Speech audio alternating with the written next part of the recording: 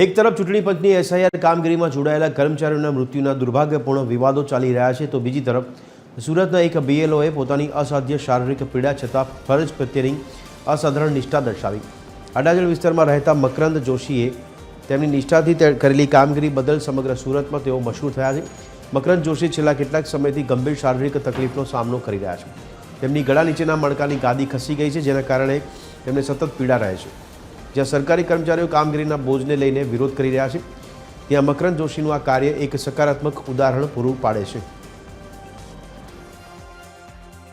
અને એસઆઈઆરની કામગીરીનો જે વિષય છે, તો આ એક લોકતંત્રને મજબૂત કરવાવાળી કામગીરી છે. જ્યારે આપણે એને વ્યવસ્થિત સમજીએ, આપણા સુરતના કલેક્ટર ડૉક્ટર પારધી સાહેબ પણ આ વિડીયો આવતા હોય છે, તો આ લોકતંત્રને મજબૂત કરવાની કામગીરી છે અને એટલી જ કોમ્પ્લેક્સ કામગીરી છે, ખૂબ જટિલ કામ છે.